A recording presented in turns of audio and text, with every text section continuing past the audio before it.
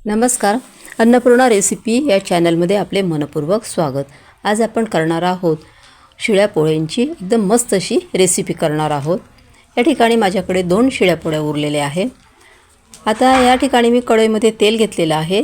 तेल गरम होऊ द्यायचं आपल्याला छान, आणि मग त्यानंतर आपल्याला त्याच्यामध्ये मोहरी टाकायची आहे। मोहरी तळतळल्यानंतर आपल्याला त्याच्यामध्ये जिरं टाकायचं आहे। जिरं पण छान तळतळू द्यायचं, आणि मग लसणाचे बारीक बारीक काप मी इथे करून घेतलेले आहे ते त्यात टाकलेले आहे। त्यानंतर मिरचीचे पण मी बारीक बारीक काप केले। यानंतर त्यामध्ये आपल्याला मिरची टाकून घ्यायची आहे। त्या ठिकाणी सुरुवातीला माझ्याकडून हळद चुकून टाकली गेली, ती आपण नंतर टाकायची आहे। आता या ठिकाणी आपण थोडेसे तिखट पण टाकलेले आहे, चवीनुसार थोडेसेच तिखट टाकायचे आहे, कारण त्या मिरच्या जास्त तिखट नाही आहे म्हणून मी थोडे तिखट पण त्यात टाकलेले आहे। नंतर थोडीशी आपल्याला हळद टाकायची आहे। नंतर आपल्याला त्याच्यामध्ये 2 पोळ्यांना पुरेल इतकंच पाणी आपल्याला त्याच्यामध्ये टाकायचं आहे। नंतर थोडीशीच मुगाची डाळ मी त्यात टाकलेली आहे। मुगाची डाळ स्वच्छ धुवून टाकलेली आहे।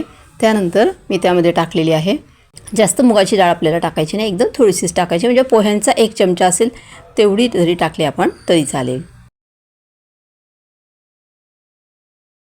आणि त्यानंतर आता इथे जे 2 पोळ्या उरलेल्या आहेत माझ्या, त्याचे मी असे बारीक बारीक असे काप करून घेते, म्हणजे असे छोटे छोटेच आपल्याला त्याचे तुकडे करून घ्यायचे आहे।